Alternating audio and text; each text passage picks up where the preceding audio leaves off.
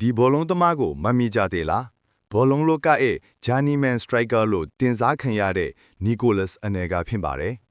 ပြင်သစ်ကနေအာဆင်နယ်ကိုရောက်လာချိန်မှာသူဟာကမ္ဘာအဆင့်ကျေပွင့်ဖြစ်လာဖို့အသင့်ရှိနေခဲ့ပြီးအထက်19နှစ်နဲ့လူငယ်အကောင်းဆုံးကစားသမားစုပရီးမီးယားလိဖလားအပါအဝင်စုတွေများစွာရယူခဲ့ပါတယ်ဒါပေမဲ့သူဟာတနေရာထဲမှာရပ်မနေခဲ့ပဲစပိန်ထိပ်သီးရီယယ်မဒရစ်ကိုပြောင်းပြီးချန်ပီယံလိဖလားကြီးကိုရယူခဲ့ပါတယ်ပြီးတော့လီဗာပူးမန်ချက်စတာစီးတီးဘိုတန်တို့အနေကခြေချခဲ့တဲ့အသင်းတွေဟာတစ်ခုပြီးတစ်ခုပါပဲအဲ့ဒီနောက်မှာချန်စီမှာအခြေချပြီး2009ခုနှစ်မှာရွှေဖနက်စုအပါအဝင်စူပလာများစွာကိုထပ်မံဆုတ်ခူးခဲ့ပြန်ပါတယ်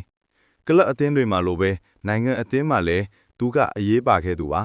ပြင်သစ်အသင်းနဲ့အတူယူရို2000ဖလားကိုရယူပြီးသူ့ရဲ့ကဘာကျော်တိုက်စစ်မှုနေရာကိုအခိုင်အမာတိဆောက်ခဲ့ပါတယ်